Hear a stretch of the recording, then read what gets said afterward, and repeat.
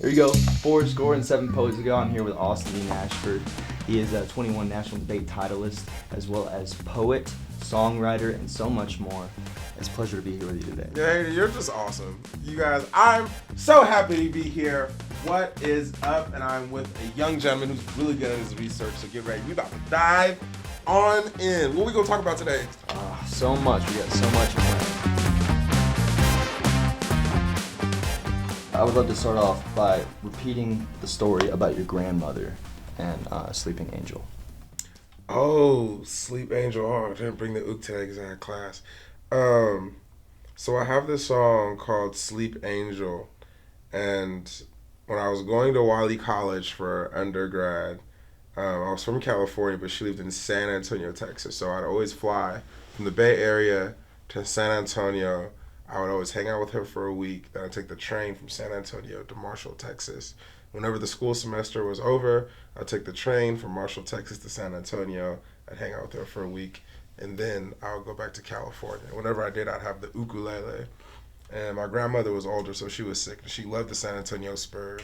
So we'd watch a Spurs game, and I played the ukulele, and there's this song I have called Sleep Angel, and I would just play it to my grandmother. She would go to sleep. It was her favorite song.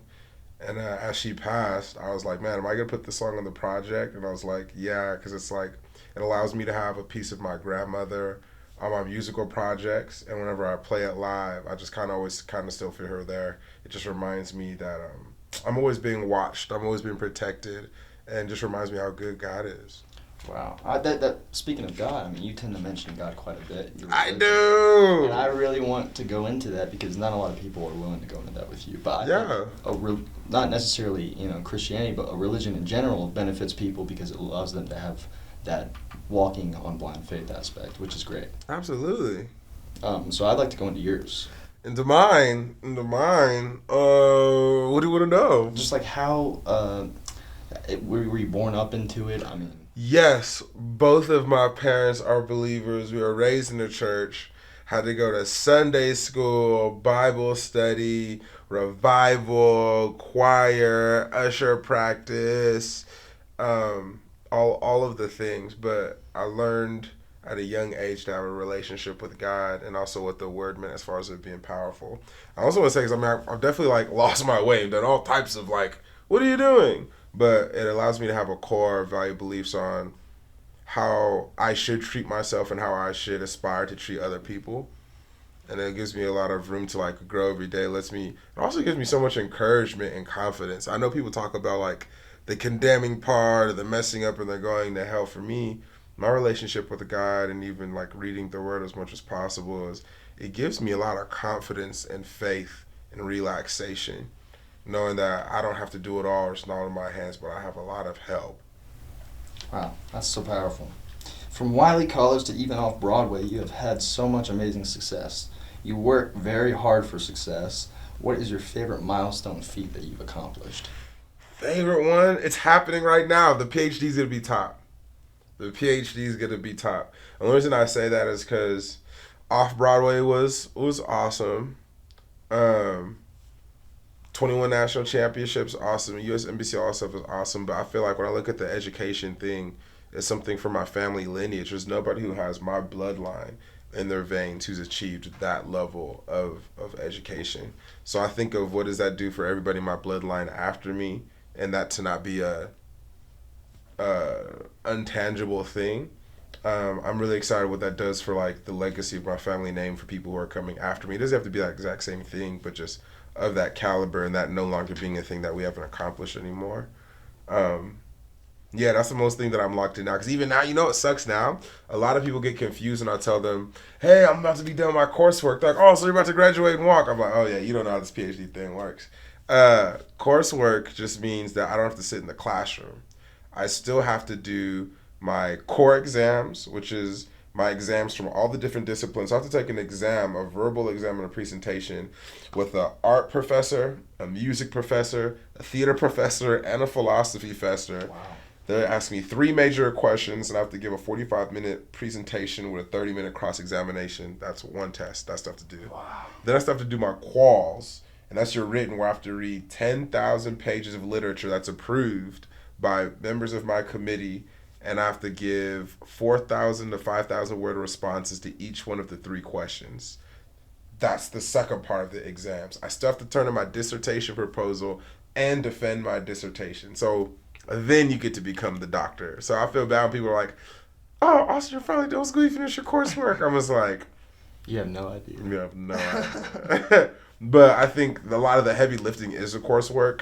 So like even doing like the writing for the quals or the writing for the dissertation, defending, I'm able to do that now because I did all of the previous work. So I bet that feels so much more lifting. So much more. And I also feel like I'm just still honest. So people are like, oh, what's the most challenging thing? It's like, no, this stuff is challenging, but this is like the most like challenging thing up to date. I feel like after this, a wise man once told me, you put 30 to learn and then you get 30 to earn.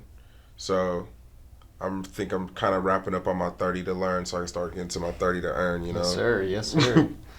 You are so humble. I could compare you to the same great lyricist with ways of character and cadence like Cole and Duckworth.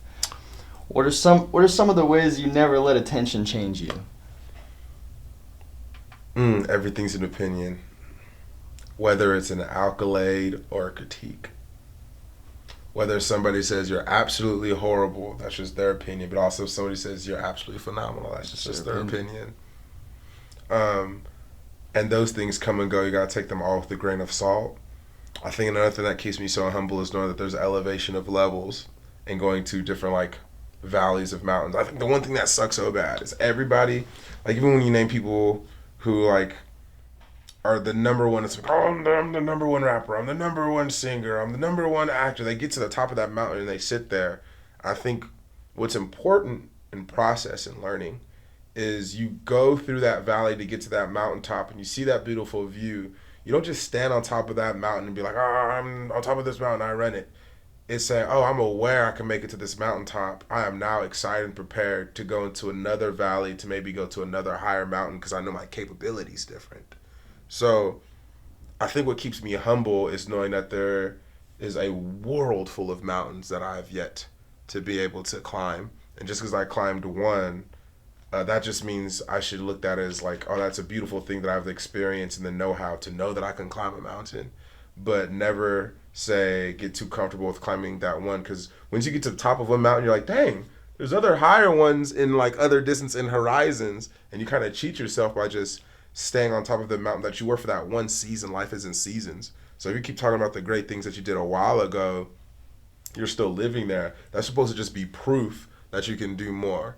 I try to remind myself that accolades or results are only checkpoints, not like final destinations. Wow, that was great. Off of that, this weekend I spent time being embarrassingly bad at guitar. What's something you currently are bad at but want to get great at? I want to say independent artists administration. And that's another thing that I'm glad I'm learning from this program, is I'm able to go do so many classes with arts administration. I'm preparing right now. I'm about to drop an album, a physical book, a digital book, an audio book, a cartoon, and I'm going on tour, all in the span of like the next 3 months. That's crazy. And ending it with a residency with the Kennedy Center in Washington, D.C. for my new stuff. You're working so hard. Sometimes not enough. But I think being able to do all the things that I learned with arts administration is, who are your collaborators, in what city, and what are you doing? Who is part of the design team? Who's part of the creative team? What type of budgeting are you actually doing? So like, oh, how do I do all this stuff? It's like, no, you got to pull out numbers. You have to pull out the Excel sheet. You have to do every single line item. And what does that mean? It makes you value a lot of people who are in administration. When you don't have a label, or you don't have like a manager or agent, you have to do all of those things independently. So I think some people look at me and they're like, oh man, he's like a great performer. How's he doing all this touring? It's like, I literally have to get on a call. I have to call the venue in New York. I have to call the venue in Boston. I have to call the venue in Atlanta. I have to call the venue in Oakland. I have to call the venue in LA. I have to call the venue in Tulsa. Call the venue in Lubbock. Call the venue in Dallas. Call the collaborator. Who's the DJ? Who's the opener? What's the theme? What's the venue? Lighting. What's the flyer? How much does it cost? What's the lighting? Who's doing video? Who's doing pictures? Okay, for that city, then that city, then that city. Oh, we're doing an album. Who's doing the drums for this song? Who's doing the guitar for this song? Who's doing background vocals for this song? Who's mixing? Who's mastering? Who's doing the flyer? What date does that come out? Which press kit does that come out? Oh, we're doing a book. Okay, What are the chapters? What are the designs for the book? Are there pictures in the book? Is it playwriting? Is it screenwriting? We're doing an audiobook. How are we going to record the audiobook? What date is the audiobook? We're doing a cartoon. What are the visuals for the cartoon? How are we getting the move? How are we doing that animation? But having all of these things in place, what is the date? What is the calendar? Do you have a PERT chart? What's your SWOT? Strengths, weaknesses, obstacles, threats? All of these things I'm learning from administration allow me to look like a smooth oil machine because I'm learning about how important administration is as an artist. You're also looking at risk management, you know. Risk management, absolutely. But I think with that being the challenge right now, it's also letting me know I'm excited to learn that now, because if I'm learning this now independently, I'll be able to be in a comfortable place where, like, oh, my art actually pays my bills the same way someone who is a plumber or an electrician and they run that company business, the paperwork together, the same way that they look at that, I try to humbly look at myself as people who are private contractors or private vendors and have their own company, but their books are good. You know, like if you have a plumbing company, your books are good. A roofing company, your books are good. If I want to be an artist, I have to make sure my books are good. So it's a challenge, but I'm excited to be like, okay, now I'm able to learn about like tax write-off, business credit. Do I have the EIN? Do I have the LLC? What am I writing off? What am I not writing off? Where's the income? Am I doing the QuickBooks? Am I doing taxes? W-9? And people don't want to hear this when you're doing an artist and you're doing all of that. You're like, oh, I could feasibly get this. I can look at royalties. I can look at performance rights. I can look at ticket sales. I can look at merchandise. So it was challenging in the beginning, but now that I'm where I'm at, I'm like, oh, I don't have to be signed or part of another entity for me to do this if I actually do the work. It's difficult in the beginning, but after a while, like, oh, I have this Excel sheet. Now it's a template. I just got to update it with the new stuff. I have a press kit. I just have to update it now. I have this relationship. We just have to follow up now. So it was challenging in the beginning, but now that I've seen it, I'm like, oh, I could see the possibility of me scaling so much more, because I can't really see myself scaling when I don't know all this stuff. But now that I know so much about the arts and also the administration part makes collaboration so easy. So as much as like, oh, it's difficult when you don't know all of that stuff, but when you start to learn how administrators work, collaboration goes easy because you know what they need and how to help them in order for them to help you. Gotcha. That's actually really incredible. I've never thought about that back part of being an artist. Oh yeah, that's so important. You know? Woo, the team. So I want to go ahead and ask you this question. Yeah. I did a little bit of research to get here. So how has Moby Dick had influence on? Oh, he did go in there. You guys, we gotta give extra credit. That was good. He dig deep in there. Okay. I want to give a big shout out to Moby Dick and Herman Melville. Shout out to Dr. Hamilton when I was an undergrad in English at Wiley College. I've been having doctoral professors since my undergraduate degree, so it's so funny that I'm here. The reason why Moby Dick was so awesome, because it was like, he was having us read like Edgar Allan Poe and Walt Whitman and Emily Dickinson, and I'm like, okay, man. And then he was like, well, there's like this genreless book. I said, genreless? Talk to me. What do you mean genreless? Less of genre? Something we can't put our hands on the form? I like this idea. What is this? And the reason why Moby Dick is so good is because it's prose, it's fiction, it's poetry, it's narrative, it has playwriting in it. There's so many different forms of literature that one piece has, but it still tells one singular story. And I was like, oh. So also when I was doing speech and debate, there is an event called POI, Program Oral Interpretation. So there's events like prose or poetry where you really focus on prose or poetry, but program oral interpretation was so good because it introduced me into interdisciplinary fine arts, because it was the one event where you would take multiple forms of literature to make a singular argument, kind of like Moby Dick. So how can you grab from this poem, this song, this news article, this journal entry, this academic essay, this movie, this film, and put all this stuff together to make one argument? So I was learning how to do that in speech and debate, but I never had a piece of literature that I was doing that I liked. So the Moby Dick came around, I was like, oh, snap. I like how people are, because, I don't want to say like my attention is short, but I'm more interested when things are blended. So after that thing with like Moby Dick, everything else in like undergraduate English was vaguely like, I'm like, whatever, I'm just locking in on this because this is awesome. from then I got into theater and I was like, okay, I'm starting to understand. The book kind of helped me understand theater interdisciplinary. Because like, all right, we're watching theater, music theater, but there's music in here, there's poetry in here, there's dance in here, there's prose parts, and there's dialogue. This is kind of like, okay. So now I'm in the PhD program, like, oh, this is interdisciplinary fine arts. I'm like, what makes it so interdisciplinary? Like, you could use literature, theater, film. I was like, oh, so you can use all these forms and mediums and disciplines, integrate them together to make one solidified argument. I'm like, dang, we are back to Moby Dick again, which is awesome because the first book that I'm finishing that comes out on July 22nd, plug, is called Sophisto Ratchet, but it's my book where I actually blend stage writing, screenwriting. I do physical art drawings that are also within there. There's original music, and it all fits around one narrative story. And Moby Dick really kind of, for me, made that interesting. So I'm like, man, I like art that makes me say, oh, I could just take the poem in this and just, this is a good poem, or just take the song and this is good. But if I put it together, it all leads up to this really cool, like, narrative story universe. So I think I liked about Moby Dick is it allowed it to be like multi-mixed media interdisciplinary, but it built a universe where all these different pieces fit in one story. Man, you did really good for it. I love that book. That's like, that helps me like, I hope to create something that challenges that piece at one time. I think you already are. Thanks. Your work for all proves to shine through your demeanor, but more specifically, you intend to help benefit young black men in the education system. Would you say you want to help better the environment of the school for them as well, as the world can be a terrifying place? Yeah, I think this is what makes me sad. I think school is one of the greatest ideas ever. I think we've lost faith in school. And I don't think I'm standardized testing has made us so competitive that there's other things that human beings need to learn and grasp and have a time to grasp and be able to explore. I just don't, I think it's funny, as much as we're a capitalistic society, we don't capitalize on how education can benefit us. Because when you get older, you don't have a designated time where somebody's saying, we're going to focus on your growth and development on this topic. And even now when we do that, people don't get that untampered, like, actual time to lock in. Because school is one of the best ways somebody can start knocking out a lot of their time on their 10,000 hours. Shout out to Outliers and Malcolm Gladwell. You got to put in your 10,000 hours. But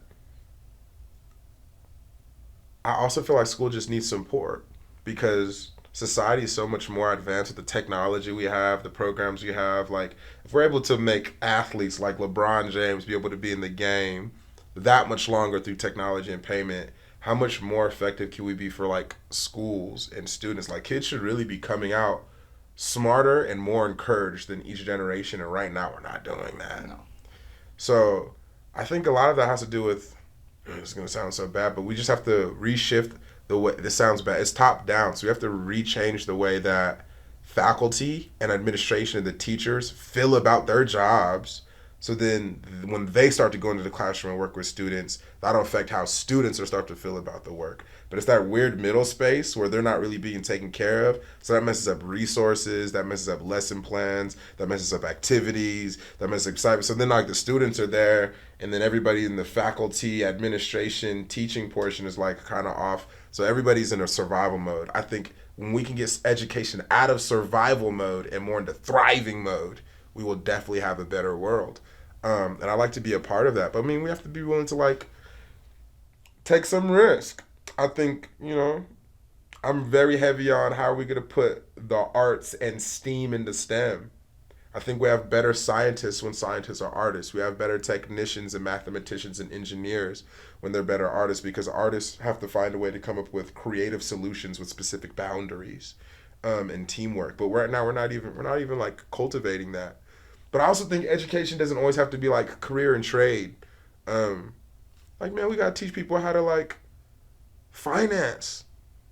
Simple finance stuff. People really don't know simple stuff like how to budget, how to do tax, why not to mess up on your credit score, like those simple things. Some people really just don't know how to cook, how to do the yard, like simple stuff that they might not get at the house that education can offer that could be fun, that you could like. I think everybody's always focused on, like, this is the one career, things like, no. Use education to help you navigate happiness through life. Not just saying I'm using education to get this one job. Because you get that job, you still didn't find out how to become a happy person. So when people are like, oh, you should only focus on this one major, like, no. You should have like these 3 or 4 ideas that you would like to generate money off of for sure. But their education should also help you like, oh, these ideas help me deal with some of my attachment issues. These type of ideas will help me like, how do I become an independent person on, now I know how to pay my bills. I know how to clean my house. I know a couple of trades. I know how to work with people. I think those things matter too, but everything's all shifty. And I'd like to help. I think the cool things too is as much as I'm excited with helping the developmental kids who failed because I was one of them. I think a lot of the honors and AP students get a lot of credit, but I would love to help the people who are about to give up and show them like you really just need one thing to bring you in every day. Just one thing that keep you consistent. It could be anything to keep you consistent. It might be that the teacher or counselor just smiles or says something affirming to you. At least you're coming in every day. I mean, anybody does. If you're doing like a gym or you're working out, you might not be the best at working out, but if you can be consistent going to the gym, for some people, it's a cute girl there. For some people, it's a specific machine that they like there. For some people, it's the smoothie shop right next to the gym. So they go to the gym just like, but you need a thing that'll help you be consistent, and we can't find that right now. So that's what I'm worried about. Well, I will say that you are an advocate, most definitely, and I think you strive to be one, but you are because I found myself recently thinking of you whenever I'm doing something that might be hard for me to do, but I know I have to do it, and that enables me to love the process of the action, more or less, enjoy the outcome of it as well. I definitely say, you know what's funny, after time, there's nothing wrong with having goals. I love goals, and I think goals are better than dreams because goals are just dreams with a date on it. But at the end of, when you get like really successful, when you have a lot of success and you get that, oh, you are the best in the country, you are the best in the world. That plastic metal thing is just a memory. You really remember like, oh, I was working with this coach every single day. I was working with this director every single day. I was eating a certain way. My mind was a certain way. I was developing this certain way. All of that part, that process is the beautiful part that to me when I come to an end of something, I'm more so like, I missed that process in that routine, maybe more so than the championship or certificate at the end. You're just like, I worked hard. And it's beautiful to have something that you work hard that you're proud of. Oh, yeah. Yeah. 100%. I caught myself thinking about that the other day. Like you and this guitar, man, you're like, look, there's going to be time, watch. You're going to be playing the guitar and you're going to be really, really good. You're like, dang, this isn't even as fun as when I was learning to get good. I don't know. I'll sit there for an hour and I'll struggle and I'll be like, I actually learned that. Yes. But when you play with ease, you're just kind of like, it's too easy. Yeah, but like they actually loved struggling over it a little bit. Yeah, that's where it comes into play. You playing it versus making it. Yeah. Two completely different things. But why don't we touch into your time in Fayetteville, Arkansas? Ooh, Razorbacks. I'd love to get into that, most definitely. Razorbacks. Fayetteville, Arkansas was a shocker coming from Marshall, Texas. So I was in a small town. It was a small HBCU. And then I went to a school that was larger. And I didn't have any like black teachers or classmates or anything. So I was like, oh man. But I'm also like a SEC school. So I'm like, oh man, we're playing like Alabama and Georgia every week. And people are coming from all over the town to like this. I'm like, oh, I am at finally like a big football SEC school. But it was also difficult because Denzel Washington just crowned me this new person. And I'd never did theater before. But I'm having a degree and a full ride scholarship to go do theater. So I'm like, oh man, this is going to be tough. But I actually really loved the process because since I wasn't have to be on the debate team anymore, I was already playing music. I was like, okay, me doing theater kind of allows me to slide into music more with it feeling a little bit more cohesive and aligned. And it allowed me to do a lot more writing with it feeling cohesive and aligned. The writing professor saw me. He was like, hey, do you want to pursue the writing degree at the same time? So because I had gotten into the program to be an actor. And they saw some of my writing and they knew I won some awards like, do you want to be in the playwriting program too? I was like, so I could go for 2 masters at the same time. They're like, yeah, if you can handle the work. I was like, yeah, I can handle the work.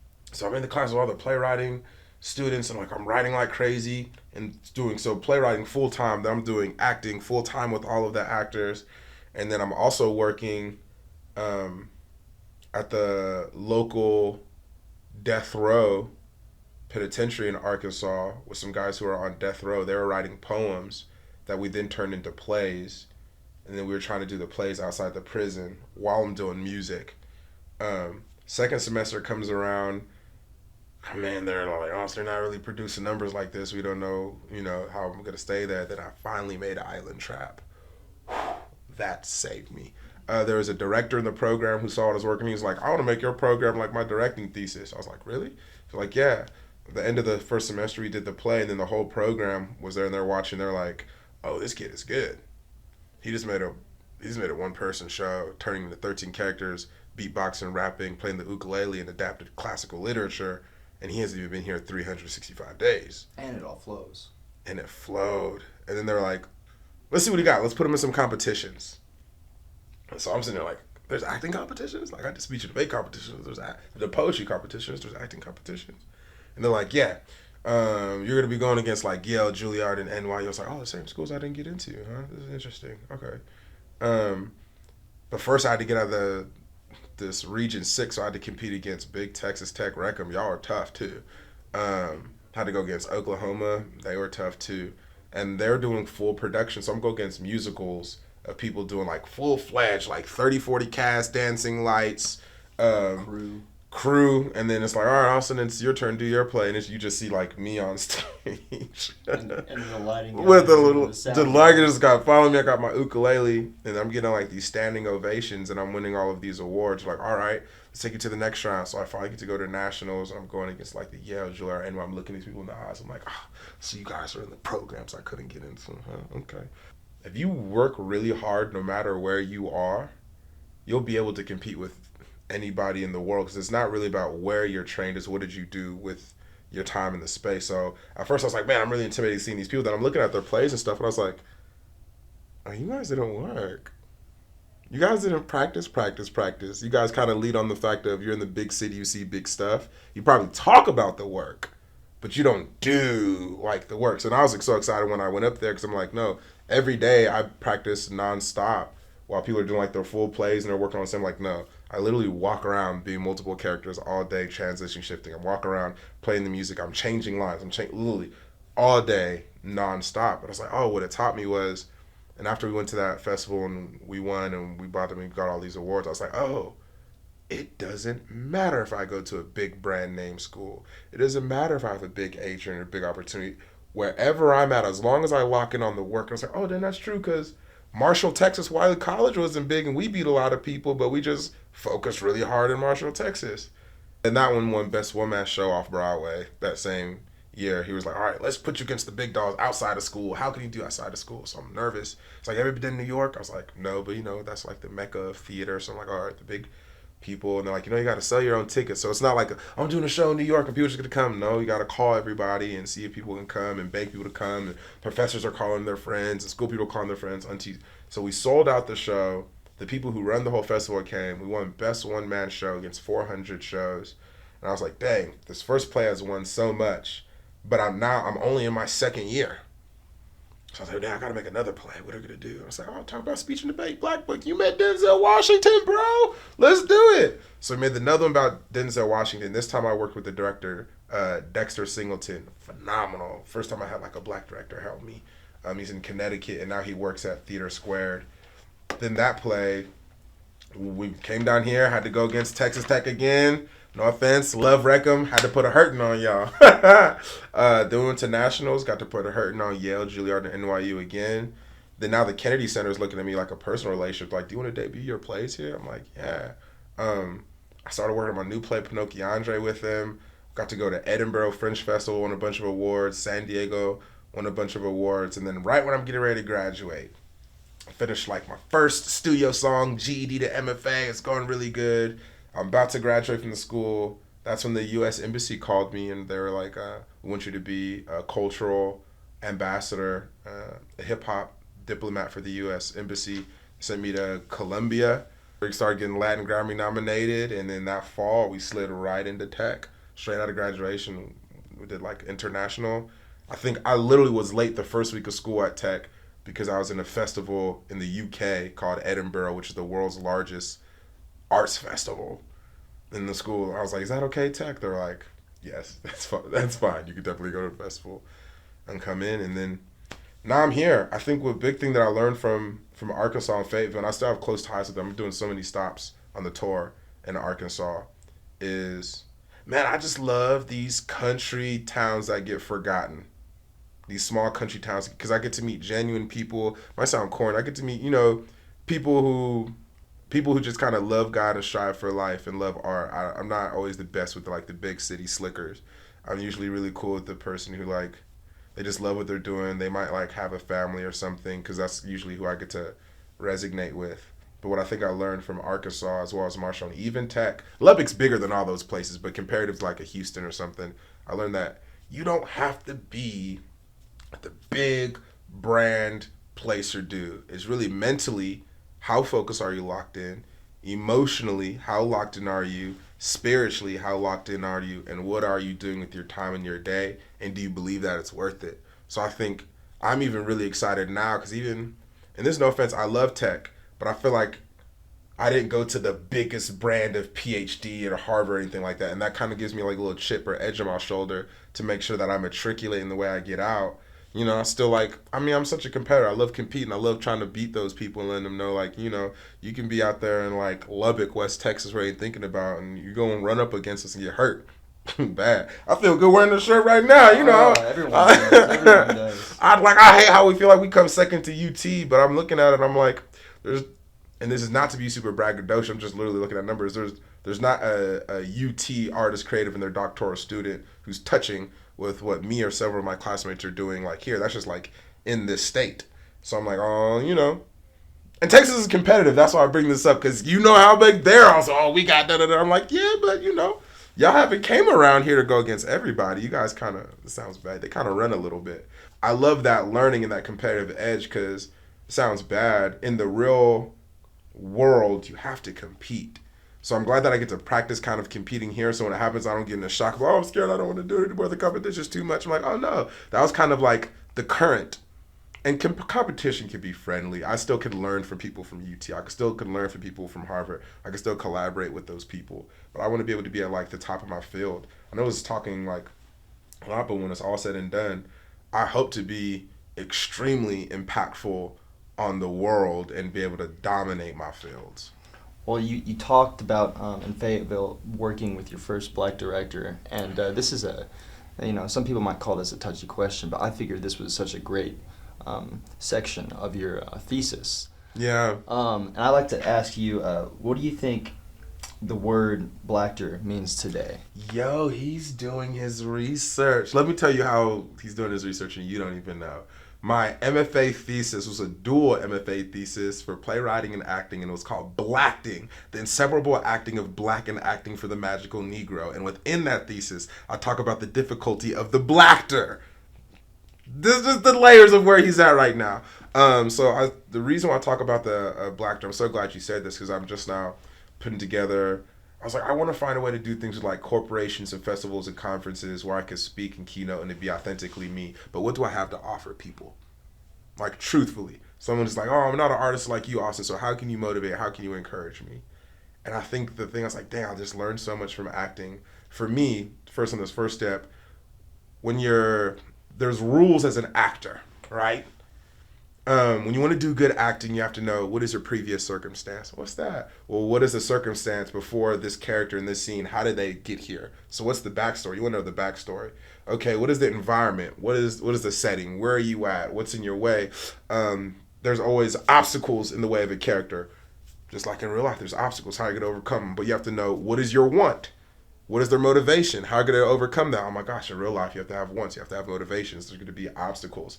And how are you going to overcome? There's also partners. There's scene partners. So how do you get what you need from somebody by using motives without being manipulative, being genuine? They're acting's fake. No, it's living truthfully under imaginary circumstances. So I think of the black because I was learning all these things about the actor, and I was dang. But when you're black, there's a little bit of different rules of how your character has to operate because of how your character is perceived in the environment. You might have different obstacles. You might have different motives. You might have different scene partners, and your character might be viewed differently. So I just wanted to articulate for somebody who may be Black and is looking at, oh, this is like regular acting technique in a program. I just wanted to give them the heed that the way that you're perceived in your environment, you may want to know that you still have obstacles. There's still a character, still a story, but you may have slightly different obstacles. You may have a different motivation, a different one, different scene partners, and a different sequence of how your life is going to go about. So I just wanted to articulate that and I loved how Arkansas allowed me to, because I was like, man, I don't think you guys have really had like a Black actor or creator like me in your program before. But I do know it's a program, they don't want to be all white. They want to have other people in there, so they want to know how to do better. So I was like, all right, this is the best way for me to explain to somebody. Because sometimes with professors, they'd be like, Austin, I understand you're saying all this stuff about being Black, but can you put that away and can you just do the acting? That's part of it. And I would say, yo, there's an inseparable act of me being Black and doing this acting technique. I essentially have to put them together and put my knowledge of what is it to be Black in the acting technique to help me maneuver to have a successful story for my Black character. Now that's just specifically for me. The reason why I'm excited to start doing like keynote speaking and sharing with the arts is I feel like whatever your role is in life, you want to play the role, your position the best way that you can. So let's say you're a new entry level at Universal Studios. Some of the things, all right, think of it. What is your previous circumstance of your role here? What do you know about this role before you came in here? Who are your possible collaborators and allies? What is an obstacle in your way in the beginning as you're doing this role? The big thing is character. How do you want your character to be perceived? What does your character want? How do people perceive your character when they're on screen, off screen, on the page, off the page? What are the different relationships with the characters? So I was like, oh, I could really use the idea of what I know so much about acting technique and offer that to other people to help them have better leadership skills, better business development, better young professional development, better artist development. Because I was like, oh, dang, I know the rhetoric of roles and characters, and we are all playing a role at a job or in life, and we all want to be a character of value who's motivated. So that's what I'm excited right now about being able to do, because I was like, I can't really find the thing of what a Sprite or a Coke or Coca-Cola or Pepsi or even Tech was like, Austin, can you come here and like do a speech and like do some breakouts and workshops? I was like, oh, what I talk about? That'd be valuable for somebody to say, I don't do exactly what he does, but how can I win from this? I'm like, oh, I think I could definitely offer people how you can use acting skills and behavior skills from acting for you to be successful in whatever role you have in life, to make you have a better character, to make you have a better story, for you to be more motivated, more focused on your needs, how to overcome obstacles, and how to have like a really successful ending in your life. The reason I wanted to highlight that is because I found that it even benefited me in the thesis statement out of that paragraph that you wrote. And I really enjoyed it because I learned quite a bit about, how everyone struggles with something, not necessarily, it doesn't have to mean where you're from, your culture. It can just be who you are and where you're located. Yeah. Like, as soon as you can find out, like, and I also feel like struggles relative to the person. That's why someone was asking me, like, Austin, what about trauma? I was like, you can't say what's traumatic to somebody else, or somebody can't say what's difficult for somebody else. But I hope that they can still acknowledge, like, this is the environment that the character that I'm playing and my role and my objective is, and this is what's an obstacle for me. But there is a way for me to overcome my obstacle, even though my obstacle may not be the same as your obstacle. That's why I find Black Book so intriguing, is because it really goes into detail about the school system and the young African-American male. But it also leads into the school system and just everyone being, in the teacher's eyes, kids. And so if you ever hear like a teacher say, that's a stupid question, or anything like that, those comments really bring down students in a school system that are just trying to figure out what's right versus what's wrong for them and their path, So I thought that was really intuitive on that aspect. Thanks. And I'm glad that you're here to lessen the distance between Texas Tech students and yourself here today. I think it's amazing. He did another good job right there. I really just, I've been doing my research on you, and though I do have 11 pages here, I think none of them can touch on how crazy hardworking you are and the aspirations that you have set for yourself currently in the future. And I know there's only going to be more facts to come. Thanks. I appreciate that. Thanks for allowing me the opportunity to lessen the distance between students, administration, faculty, staff, and the regular world. Of course. I'm so honored to be able to be here, and I hope that the next time you guys come across either of our names, you see some really big stuff happening. You will. This man right here, Austin Dean Ashford. Thank you, guys. Take care, y'all. Thanks, bro. Appreciate it. Thank you.